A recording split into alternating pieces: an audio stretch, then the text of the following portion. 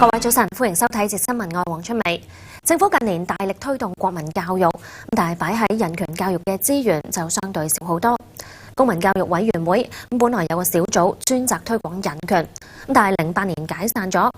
小組委託港大做嘅人權意識普查，政府都賠錢腰斬。古志雄報導。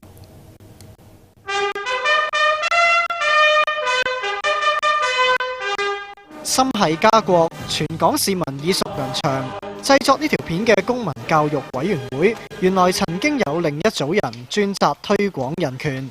小組05年由學者同民間組織代表組成，當時公佈有3個目標：第一，做全港首次人權意識普查，根據結果，以後睇下香港人權意識係高咗定低咗，要更新人權教材同舉辦國際人權研討會。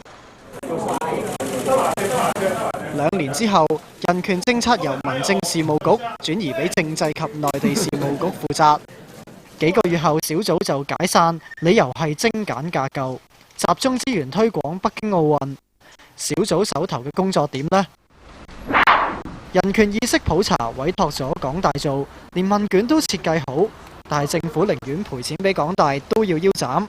俾咗就係大概1/3嘅即係總數咁樣啦，因為我哋做咗1/3工作。據我所知，我未聽過話由政府去即係委任嘅資助嘅一個調查咧，係做下中間咧就終止咗個合約。我未聽過啦。人權教材接近10年冇更新過，擺咗喺度冇人借用。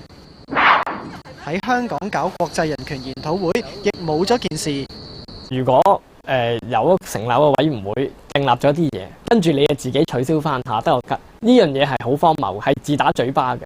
政府原本話會由公民教育委員會嘅宣傳小組接手推廣人權教育，咁但係翻查記錄，呢個小組冇乜推廣人權教育嘅項目，最主要嘅工作係出版咗呢一啲嘅雜誌。有線電視記者古志雄報導。政制及內地事務局回應話，已經透過不同渠道，包括立法會、傳媒、人權組織等，了解香港嘅人權狀況。為咗將資源投放喺更有需要嘅工作上面，目前冇計劃進行人權調查。至於人權教育小組定出嘅工作目標，全部冇落實，係咪浪費公帑呢？政府冇回應。另外，高中通識科其中一個單元涉及法治同人權。但係多本教科書所講嘅人權概念都有偏差，再由古志雄講下。乜嘢係公民抗命？呢本新高中通識教科書話，必須係和平、理性、非暴力，同埋唔應該觸犯刑事法律。公民抗命就係話你認為某一條法律咧係唔公義嘅、唔公正嘅，咁你就係拒絕去遵守呢個法律。你又話唔可以違反刑事法例，咁你咪即係自相矛盾，你咪即係唔可以公民抗命啦。法治又係乜嘢呢？另一本通識教科書話，尊重法治係無論政府、企業定係個人之間出現爭執，都應該交俾法庭裁決。如果雙方採取非訴訟途徑解決糾紛，就係違背法治精神。任何嘅爭議呢，都走去法庭嗰度解決，呢個先至符合法治精神。咁樣講法呢，就我哋有幾多嘅法官、幾多法庭呢，都唔夠。仲有一啲基本資料都有教科書出錯。